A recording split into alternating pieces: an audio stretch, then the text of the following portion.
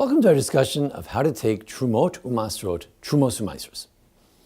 We know that when you're in the land of Israel, the fruits are obligated in Trumah and Maser to have tithing, things that are given to the Kohen, to the Levi, sometimes to the poor, sometimes things have to be taken and eaten in Jerusalem. This applies to the fruits of Israel, whether one is in Israel or outside of Israel. So if you receive produce from the land of Israel, you have to take it outside the land of Israel as well. Trumah. Trumah goes to the Kohen, and that comes first. It's the Reshit, it's the first. So ideally, we give 2% of the produce. Today, chita achat, poter dakfri, since we're not really giving it to the Kohen is impure, we can't give it to him. So we just give one tiny amount, and that would count as the Trumah. The gift to the Kohen, he would have to eat it in purity, that today no one is pure because of the lack of the red heifer. Next is Maaser. 1/10 of the remaining goes to the Levi, and he can share it with anyone. It's not holy fruit. Unfortunately, today, he can't really prove that he's a Levi, so we're not actually going to give it to him. We'll just separate it. And there's a mitzvah to separate it, a separate mitzvah to give it to him. Today, we can't fulfill the mitzvah to give. We don't have to because he can't prove that he's a Levi, so we'll just leave it like that. Of that 1/10, 1/10 of that has to go from the Levi to the Kohen, or I can give it on his behalf to the Kohen, and therefore, and that's very special, that's very holy, and very severe if we somehow consume the fruit without taking that Trumat Maser, that 10th of the 10th, the gift from the Maser, the 10th of the 10th. Now we started out with 2% off, so we had 98 left. We took 10% of that. That was 9.8 of the original, and now we have 88% left. So what do we do with that? We take 1/10 as well. This is the second tithe, but it goes like this. In the 3rd and 6th years of the cycle, you give it to the poor, Maaser Ani. In those days, the widow, the orphan, etc. Anyone who's poor. Now again, today, we say, well, it's hard to get it to the poor. Unfortunately, we haven't figured out how to get it to the poor, so we just say, look, if someone is poor, they could come take it, but it's hard to prove that you're really that poor. One day we'll get it straight, we'll give it to the poor. But now it's important also to simply designate it for the poor in the 3rd and 6th year. This year, 5788 is a Maaser Ani year, a year for the poor. It's the 3rd year. In other years, first year of the sabbatical cycle, the 2nd, the 4th, the 5th, the 6 years of the cycle. In those years, the 5th year, not the 6th. In those years, you give it to yourself. What does that mean? It's Maaser Sheni, it goes to Jerusalem. It's the second tithe, take 1/10 of it, and you bring it to Jerusalem. If you live near Jerusalem, be fine. But you have to eat it there in purity. When you're pure, we can't do that. We don't have the red heifer. So we want to say that the sanctity of that, all those fruits, they go onto this coin. Now, we have an idea that you could sanctify, you could take $1,000 of fruit and you could take the sanctity and transfer it to one little coin. Let's say a minimum of about 5 cents. Some people say 10 cents. Let's say 5 cents. So 5 cents, we could take all the fruit that we're going to have today and we could transfer it to the 5 cents over here within this quarter. And then I can do it again another 4 times into this quarter. And when the quarter fills up, I could take this quarter and I could say the holiness in this quarter is transferred to another quarter, 5 cents of the other quarter. And I keep going on and on forever, transferring 25 cents to 5 cents, and then building up another 4 times, and then transferring the next quarter to 5 cents within the next quarter, etc., etc. Sometimes a rabbi in the community will have a quarter that keeps filling up. He'll do this trick at home, and everyone else can just use his quarter to transfer their sanctity from their quarter to his quarter. So let's begin with the process. I have here a bowl of grapes. They happen to be 2 different types of grapes. Let's assume that they're one species. You're not allowed to take truma from one species to another, but let's assume that all these grapes, green or red, let's assume they're all one species. I figure I have approximately 100 grapes here. I don't have to count, you can just estimate.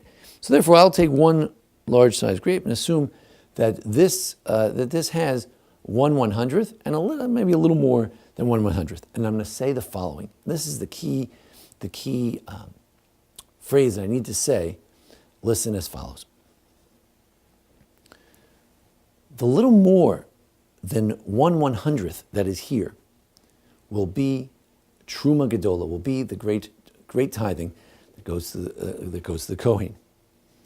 The 1/100th here, with 10 parts just like it, with 9 parts just like it, on the northern side of this fruit,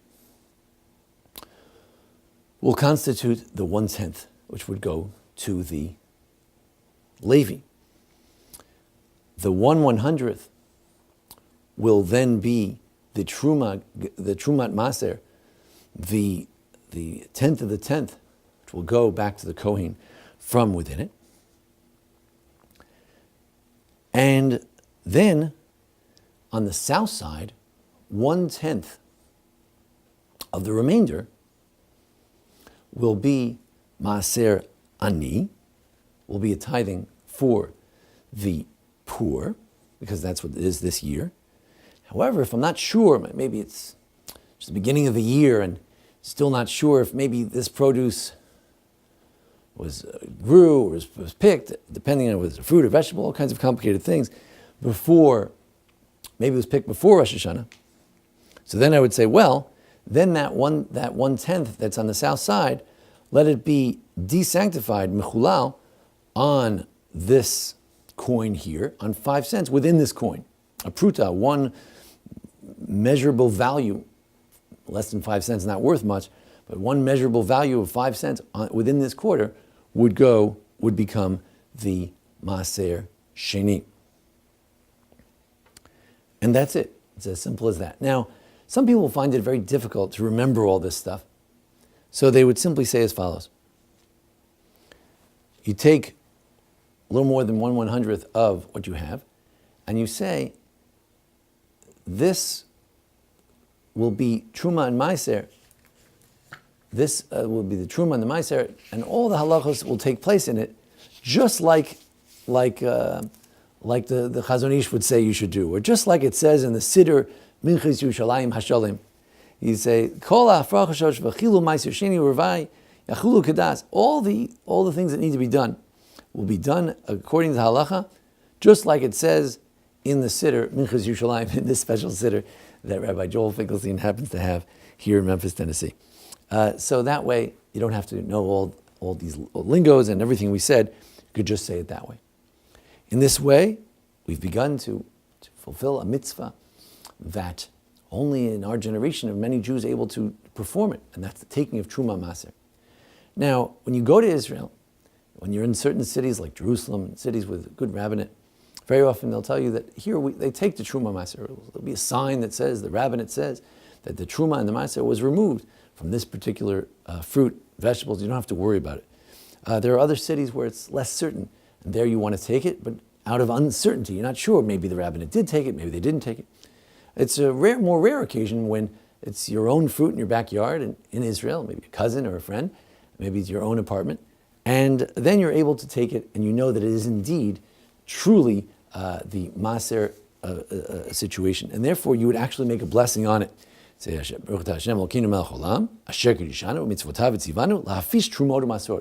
then you would begin that whole procedure that we mentioned before after making that special blessing. Outside of Israel, very often we can assume that they didn't take it, but still I wouldn't make the blessing, never quite sure whether the tithing was done, tithing wasn't done, and out of doubt, we would not make that blessing. Thank God we're able, in our generation, to be able to, at least outside of Israel just occasionally, to have this mitzvah. Those in Israel have the great privilege of doing this mitzvah on a regular basis, or being careful about it, even if they never actually do it.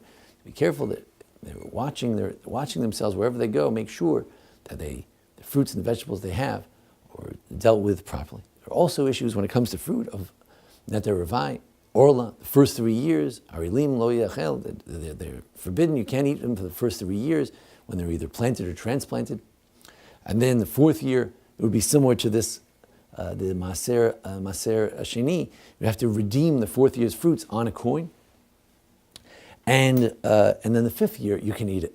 So also, you have to check when you eat produce from Israel that it says Nakim Ichshash Orlah, that it's you don't have to worry about the Orlah. When we buy wine, thank God, from the land of Israel, there's so much beautiful wine you can get. It always says Nakim Ichshash Orlah. It's free from any worry. Orlah, the first 3 years, Trumot and Maasrot, they removed everything they were supposed to remove. One last question: what do you do with that piece that was removed, which has within it the Trumot Maser and the Truma? Well, you wrap it up, put it aside, and then when it's spoiled, you can throw it away in a bag, respectfully discard it, and then you're done. What a blessing. Moshe Rabbeinu longed for the opportunity to do the mitzvos atzluyas ba'aretz, the mitzvos that are in the land of Israel. And we in our generation, so many millions are able to fulfill this mitzvah. Thank God that we were able to come to this day to be able to do this wonderful mitzvah. Thank you for joining us here at the Anshei Sphard-Beth Emeth congregation for a discussion of Trumot and Maasrot. Join us each week for a discussion of the Parsha and the various holidays and how-to videos. And thanks to Jason Lefkowitz, our producer.